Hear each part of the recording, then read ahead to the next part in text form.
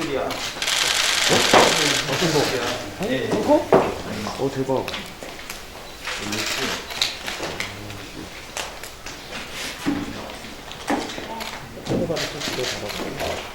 아, 이거 제목이야.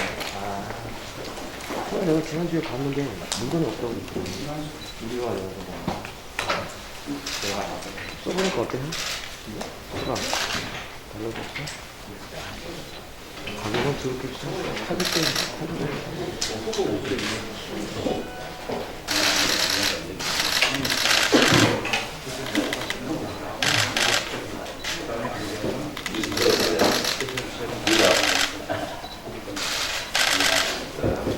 뭐야, 주석이 앉아있고. 편하게 해 이제.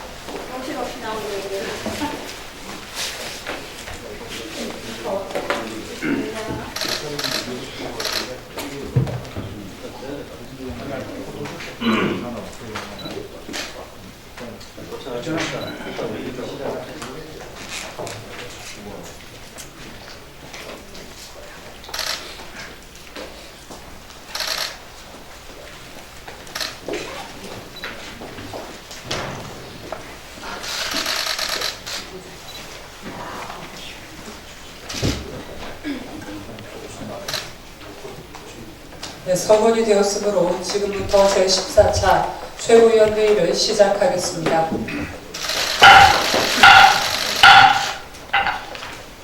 네, 김정아 대표께서 모두 발언해 주시겠습니다. 내일이면 우리 민생당이 창당한 지 한 달이 됩니다. 구태 이념 정치와 지역주의의 사슬을 끊어내자, 통합된 국민의 힘으로 새로운 시대를 열자, 그런 다짐으로 힘차게 첫 발을 내딛었지만 다소 실망감을 보여드린 것이 사실입니다. 당의 공동대표로서 통렬히 반성합니다. 그러나 우리가 중도개혁의 깃발 아래 하나로 뭉칠 수만 있다면 아직 희망이 있습니다. 총선이 다가올수록 거대 양당의 개파주의가 극에 달하고 있기 때문입니다. 이번 총선은 정권 심판도 야당 심판도 아니게 되었습니다. 오직 친문과 친왕의 이전 투구만이 남았습니다. 공천이 아니라 사천이라는 말이 돌고 있는 현실이 참으로 요지경입니다. 민심의 뒤통수를 치는 거대 양당과 그 위성 정당들, 누가 이 오만한 썩은 물들에게 경종을 울릴 수 있겠습니까? 민생당, 아직 이름도 생소하고 불안하실 겁니다. 그러나 자신 있게 말씀드릴 수 있는 것이 하나 있습니다. 썩은 물에 기생하지 않고 오직 국민의 이익에 복무하겠다는 다짐입니다. 동료 시민 여러분, 나라를 망국으로 몰고 갈 기득권 거대 양당의 분당 정치를 선택하시겠습니까? 아니면 미래와 혁신의 방점을 둔 실용주의 중도개혁 정치를 선택하시겠습니까? 민생당, 아직 많이 부족합니다. 거대 양당의 한결같은 무능과 썩은 물을 걷어차고 당 지도부가 선두해서 사회에 유익한 변화를 만드는 일에 목숨을 걸겠습니다. 효능감을 주는 정치로 떳떳하고 당당하게 동료 시민들의 선택을 받겠습니다. 싸구려 정치 하지 않겠습니다. 사회 현안에 대해 한 말씀 드리겠습니다. 사람이 아니고 악마가 있습니다. 텔레그램 N번방 사건에 국민적 분노가 커지고 있습니다. 미성년자 성착취 영상을 유포한 혐의자 박사 조모 씨 외에도 영상을 매수한 26만 명의 신상을 공개하라는 목소리가 높아지고 있습니다. 반사회적이며 반윤리적인 사회 악들과 동시대에 살고 있는 현실이 개탄스럽습니다. 사회에서 완전 격리를 해야 할 정도의 추악한 범죄를 저지른 조모 씨 외에 범죄 현장을 방조한 것이나 다름없는 26만 명의 신상 공개 역시 당연합니다. 완전한 삭제가 불가능에 가까운 디지털 성범죄의 특성상 피해자들은 남은 일생을 끊임없는 고통 속에 살아가야 합니다. 이번 사건의 피해자 여러분께 가슴 깊은 위로의 말씀을 드립니다. 위기에 처한 여성들의 안전을 우리 민생당이 앞장서서 지키겠습니다. 텔레그램 N번방 가입자 전원의 신상을 공개할 것을 정부 당국에 촉구합니다. 아울러 유사한 사건이 재발하지 않도록 관련 법령을 재검토하고 정비할 것을 약속합니다. 지울 수 없는 상처를 입은 성착취 피해자의 재활 대책도 마련하겠습니다. 유독 성범죄에 관대한 대한민국, 그 불명예를 민생당이 끊어버리겠습니다. 악마에 가까운 사람들에게 더 이상 얼렁뚱땅, 솜방망이 처벌은 있을 수 없습니다. 이상입니다. 네, 다음으로 박주현 대표께서 모두 발언하시겠습니다.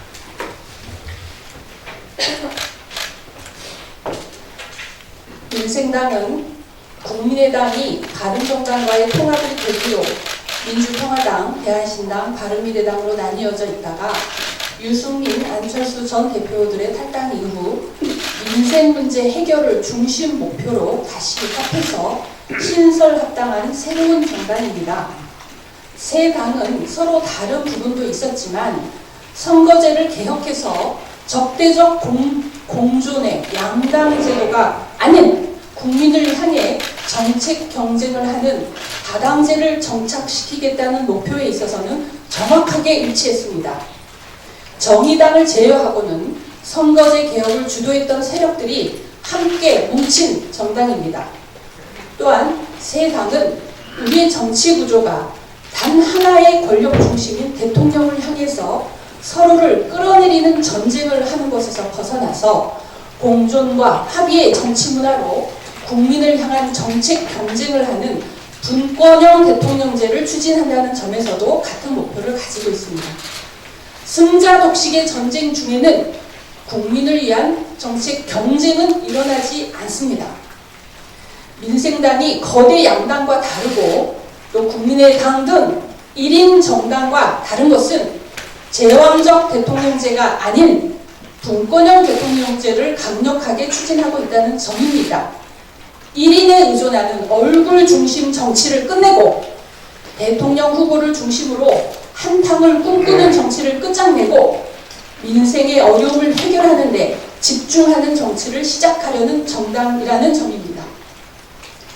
해안의 물결 무늬는 모두 똑같다는 프랙탈 이론처럼 승자독식의 대통령제는 나라의 정치, 경제, 사회, 문화의 모든 분야에 또 모든 단위에서 승자독식의 헤게모니 싸움에 모든 에너지를 소비하게 만드는 헬 조선을 만들어내고 있습니다.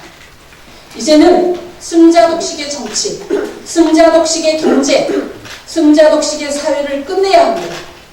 그 길을 민생당이 열어가겠습니다. 민생당이 선거제 개혁 완성과 분권형 대통령제의 강력 추진, 양극화 해소와 지역격차 해소, 차별과 배제와 소외를 없애는 것을 통해 반드시 만들어갈 것입니다. 민생당은 호남을 기반으로 한 제3지대 중심 세력으로서 짧은 기간이지만 소상공인과 서민, 청년 세력과 제3지대 선거연합을 이루어서 수구 보수 세력을 밀어내고 경제적 약자 그룹들이 국회에 진출할 수 있는 기회를 만들고자 노력해왔습니다. 민생당은 이제 소상공인, 자영업자들과 함께하기로 의견을 모았습니다. 소상공인 자영업자들이 우리 당의 전면에 나서서 우리 당을 민생 세력이 직접 만들어가는 오직 민생을 위한 정당으로 만들어주기를 기대합니다. 네, 다음으로 장정숙 원내대표께서 모두 발언을 해주시겠습니다. 다음 주 목요일 4월 2일이 선거기간 개시일입니다. 본격적으로 선거운동이 시작되는 것입니다. 열흘 남았습니다. 우리 당은 오늘 누구를 선대위원장으로 세울지 논의하기로 했습니다. 오늘 결정해야 할 것입니다. 어느 분이든 최고위원회가 결정을 하면 우리 김정화 대표님, 박지원 대표님과 함께 선두에 서서 지금 세간이 회자되는 예상과는 다른 총선 성적표를 이끌어내실 것으로 확신합니다. 현재 민생당은 국회 교섭단체의 지위를 보유하고 있는 제3의 정당입니다. 숨막히는 한국 정치의 활로를 열어보겠다고 나선 성장 취지로 보든 규모로 보든 정확히 제3지대에 서 있는 정당인 것입니다. 총선의 강을 무사히 건너 의미 있고 강력한 경쟁력을 갖춘 정치 세력으로서 정치 개혁, 국가 개혁의 책임을 완수해야 할 것입니다. 집권여당은 국민이 기회를 주었으나 역량 부족을 하지 못하고 있고 덩치만 큰 제1야당은 오히려 이루어질까봐 두려워하는 변화와 희망의 길, 개혁의 길을 우리가 열어가야 합니다. 대한민국의 현실은 지금 기득권 양대 정당발 인재의 신종 코로나 바이러스라는 천재가 더해져서 최악의 상황입니다. 국민들로서는 당장 쓸모있는 대안이 필요합니다. 탈출구가 필요합니다. 4.15 총선은 그 전환점이고 변곡점이 될 것입니다. 국민의 고통은 곧 분노일 수밖에 없고 현재의 심각한 고통지수는 대규모 변화를 예고하고 있습니다. 국민은 이 나라 주인으로서 판을 바꾸는 명확한 선택으로 주인의 지위를 재확인할 것입니다. 그러므로 우리는 오늘부터 사직생의 각오로 하루 24시간을 보내야 합니다. 어떤 결정도 미뤄서는 안 됩니다. 저부터 실천하겠습니다. 더 이상 결정을 미루자는 말씀은 나오지를 않기를 바랍니다. 재선이 아니면 차선이고 또 4차선이라도 주저하지 않겠습니다. 지도부는 물론이고 당직자들도 같은 다짐으로 자기 역할에 임해 주시기를 당부합니다.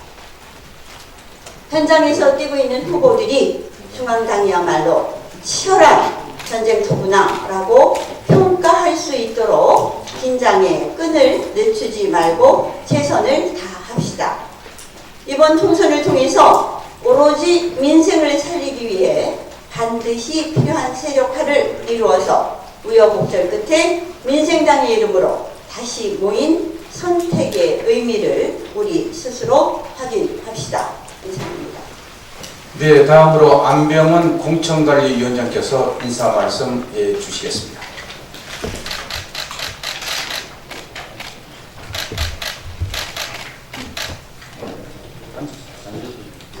앉아서 말씀드리겠습니다. 양해해 주시기 바랍니다.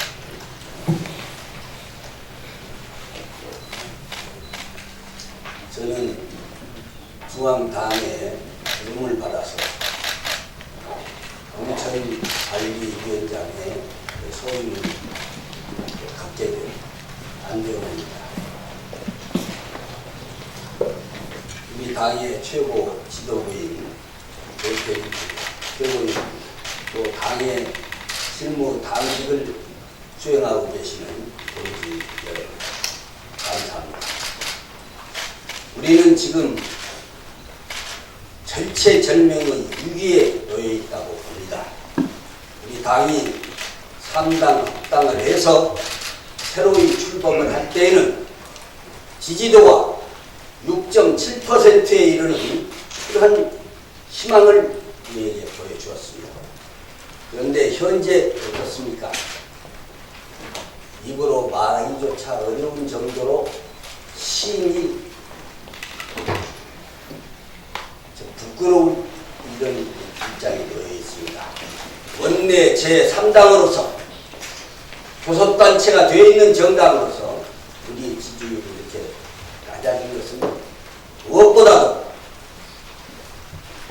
본래 국민들이 기대했던 것처럼 화합 단결해서 새로운 정책을 추진하고 일선에 임해줄 것을 기대했었는데 아마 거기에 부응을 못하지 않았나 이런 자책도 해봅니다. 그러나 때가 늦은 것 같지만 바로 이 시점이 우리가 재도약할 수 있는 분명한 전기를 마련할 수 있다. 저는 그렇게 생각을 합니다.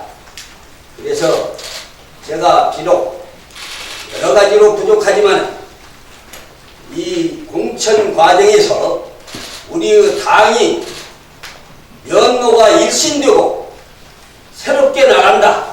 저 정당이야말로 헌법과 그리고 법률과 모든 법적 질서를 잘 지킬 수 있는 그런 정당으로서 당헌과 당규와 세칙에 따라서 운영되는 합법적이고 민주적 절차에 하자가 없는 공당으로서의 길을 갈 수 있겠구나 하는 확신을 심어주면은 지지율은 반등돼서 우리가 기대했던 것만큼 20%도 갈 수 있고 15% 이상으로 전진할 수 있다.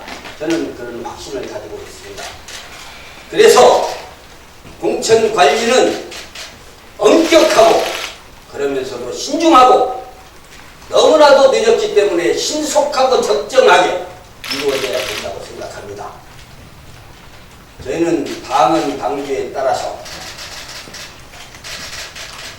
지난 최고위원회에서 결정한 37인 후 단수 공천자 결정 그리고 또 이어서 하신 3인에서 40인 후 공천자 지역구의 공천자에 대해서도 혹여 법률적인 어떤 절차상의 하자를 누가 논의할 수도 있기 때문에 이것을 법적으로 완전히 오늘 공천관리위원회를 열어서 시위하고 정정당당하게 우리가 공천자를 발표하고 최고위원회에서도 이를 이렇게 마무리 지어주실 줄로 믿습니다. 시간이 없습니다.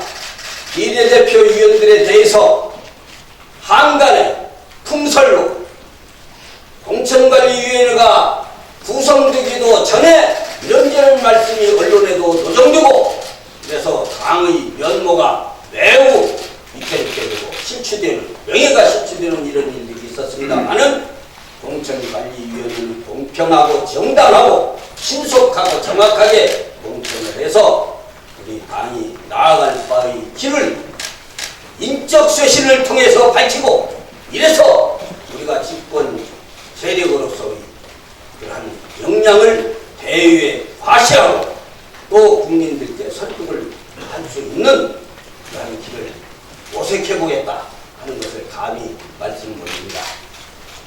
제가 비록 부족하지만 오랜 기간 동안 제야에서도 함석헌 장준하 선생님을 모시고 운동도 해봤고 정당에서는 존경하는 김대중 대통령님을 모시고 정권 창출하는 데에도 이력을 담당한 바가 있습니다.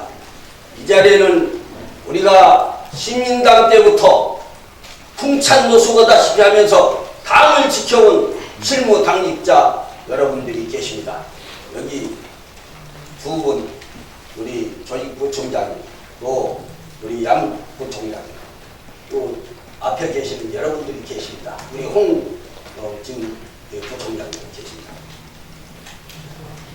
이런 당직자들의 피나는 눈물과 그리고 땀과 희생이 결실이 돼서 오늘 우리가 있다고 하는 사실도 우리는 이 자리에서 가슴에 새기고 이분들의 흘린 눈물을 우리가 닦고 이분들도 다 국회의원들을 해야 될 만한 그런 분들입니다. 그럼에도 불구하고 당을 위해서 헌신하고 봉사하는 이분들의 가슴에 우리가 무엇인가 새로운 희망과 활력을 불어넣어야 된다 이런 생각도 합니다. 최고위원님들, 지도부에 계시는 여러분들께서 다시 한번 깊이 저희의 이 작은 마음을 헤아려 주시고 저희가 이 일을 정확하게 신속하게 해나갈 수 있도록 배려해 주시고 도와주시기를 간곡히 부탁 말씀드립니다. 우리 당은 전망이 있습니다. 뭉치면 됩니다. 인후와 단결하면 됩니다. 천시는 지리만 못합니다. 지리는 인화만 못하다고 했습니다. 우리는 지금 철체전명위기입니다. 다시 한번 말씀드립니다.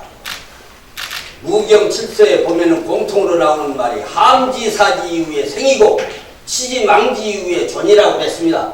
죽을 자리에 들어서야만이 살 길을 찾고 또 망할 자리에 들어서면은 존립을 생각한다고 해서 한신이 배수진을 치는 겁니다.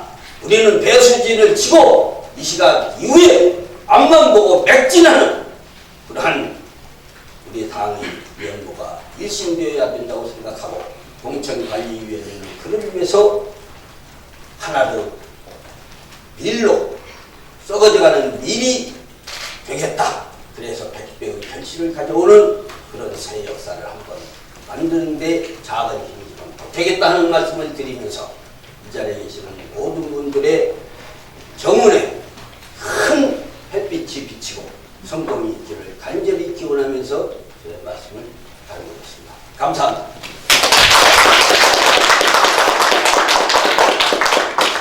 네, 대단히 감사합니다. 이어서 이만솔 정의사회위원 특별위원장님의 말씀이 있으시겠습니다.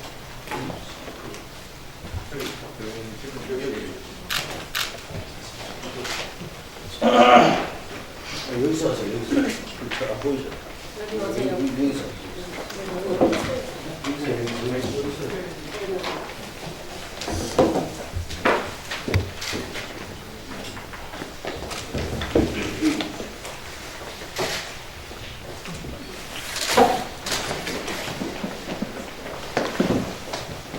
민생당 정의사회위원 특별위원회 위원장 이만솔입니다.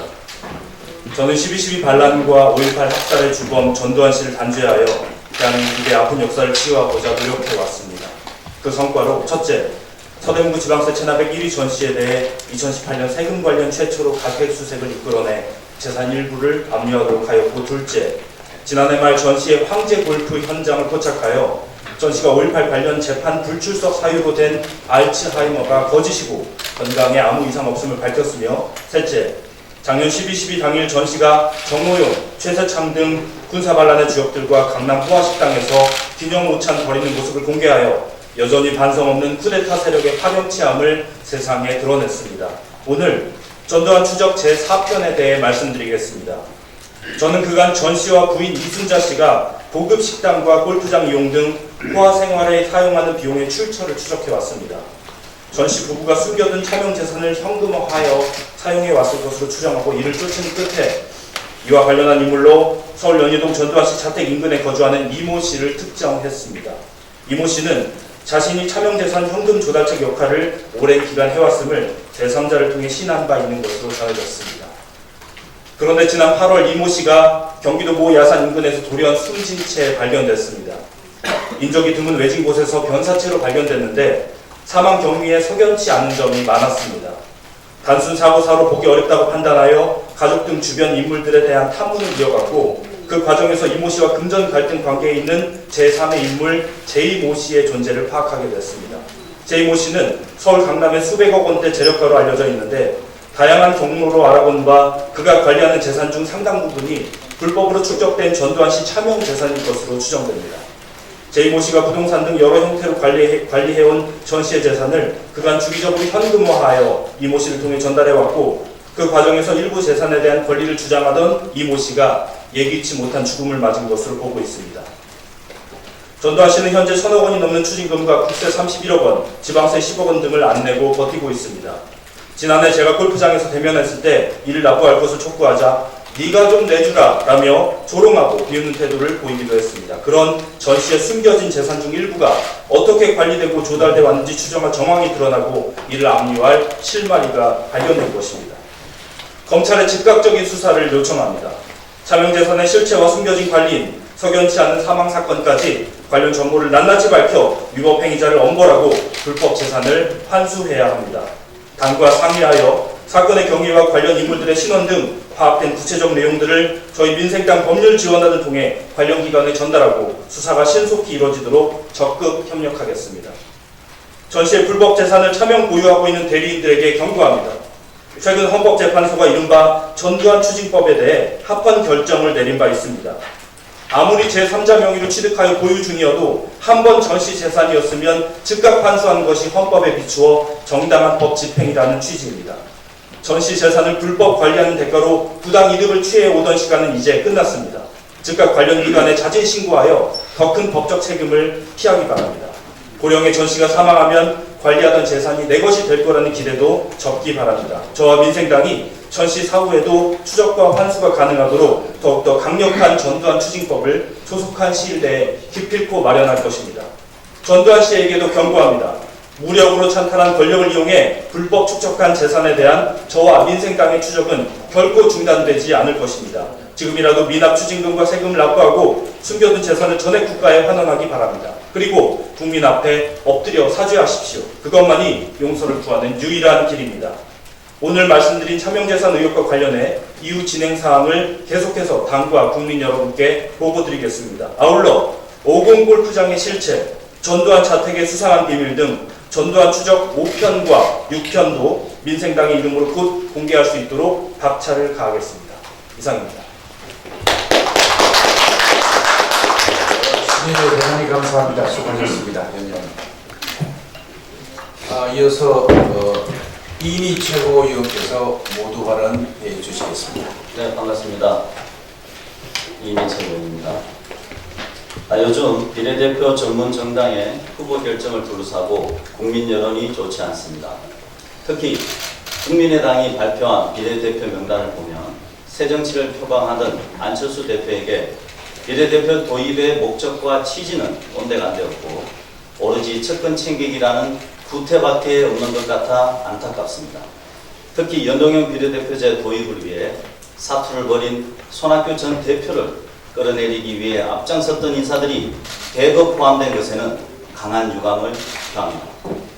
안철수 대표는 말로만 새정치, 국민을 위한 정치를 외치지 말고 측근 챙기기용 비례대표 명단에 대해 국민 앞에 사죄하고 다시는 새정치를 덜먹이지 마시기 바랍니다. 네, 민생당에 대해서 한 말씀 드리겠습니다. 현재 제가 지역구를 다니다 보면 저희 지역구민들 유권자님들께서 이렇게 말씀하십니다. 민생당이 뭐예요? 민생당은 언제 생겼나요? 하면서 어느 정당이냐고 물어봅니다. 이것이 지역을 뛰면서 유권자들에게 가장 많이 듣는 소리입니다. 심지어 이인희는 알지만 민생당을 모르는 유권자들이 많기에 민생당을 알리기가 쉽지 않습니다. 우리끼리 논쟁하는 사이에 현재 부정적인 인식은 쌓여가고 이런 우리에게 국민들은 아무런 관심을 주지 않습니다. 이제 얼마 남지 않은 총선에 대비하여 민생당이 어떤 정당인지 홍보와 전략을 총결집해서 당을 알리는 데 최대한 집중해야 할 것입니다. 이제 연결평행선을 달리던 당내 갈등이 극적으로 봉합 단계에 들어섰습니다. 먼저 그동안의 반목과 갈등에 대해 국민 여러분께 머리 숙여 사죄드립니다. 우리 민생당은 거대 양당을 제어하고 호남 기반의 제3지대를 열어갈 능력 있는 정당으로 다시 태어나야 할 것입니다. 지금 우리에게 가장 필요한 것은 화합과 자강개혁입니다. 그리고 자신의 정치적 이해관계만큼 당을 위한 비움의 자세도 중요한 때입니다. 공관위가 구성되면 현재 공관위가 정한 공정경쟁의 틀 속에서 최선을 다하고 공관위가 그러한 역할을 할 수 있도록 현재 지도부는 환경을 만들어주면 됩니다. 이렇게 될 때 우리 민생당은 현재 당내 갈등의 봉합을 넘어 대안을 제시하는 힘있는 제3당으로 자리매김할 수 있을 것입니다. 이번 총선에서 우리는 절체절명의 위기에서 우리나라를 구하고 도탄에 빠진 국민을 살려내야 합니다. 개개인의 이익을 따지기보다 대의의 깃발 아래 뭉쳐야 합니다. 또한 통합의 정신을 살리고 중도의 지평을 넓혀 정권 심판에 총궐기해야 합니다. 저 역시 민생당이 국민적 기대와 바람에 부응하며 이번 총선에서 국민의 선택을 받을 수 있도록 민생당의 승리를 위해 최선을 다하겠습니다. 감사합니다. 네, 다음으로 황인철 최고위원께서 모두 발언해 주시겠습니다. 네. 최근 보도를 보면 박근혜 전 대통령, 문재인 현 대통령과 함께 몸소 일했던 김종인 씨가 다음과 같이 평가를 했습니다. 19대 총선에서는 정치인이 변해가는 모습을 봤고 20대 총선에서는 정당이 변해가는 모습을 봤다고 주장했습니다. 저는 이번 21대 총선에서는 정당과 정치인이 전혀 변하지 않은 모습을 보이고 있다고 생각합니다. 통합당은 탄핵에 대해서 단 한마디 사과나 반성도 없이 후한무치하게 국민 여러분께 투표를 달라고 합니다.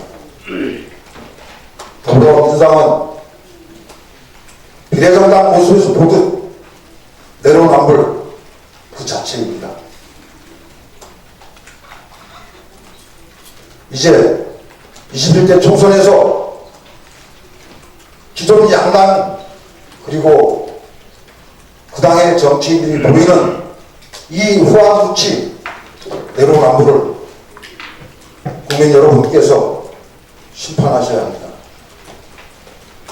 저희 민생당에서만큼은 어떤 경우에도 후한무치 내로남불 단어가 나와서는 안 됩니다. 당의 운영이든 공천이든 국민 여러분께 드리는 말씀이든 국민 여러분께 결코 후한무치 내로남불의 모습을 보여서는 안 됩니다. 저희 지도부부터 앞장서겠습니다. 반드시 새로운 정치를 만들어내겠습니다. 이상입니다. 이상으로 모두 발언을 모두 마치고 회의를 비공개로 전환하겠습니다. 언론인 여러분,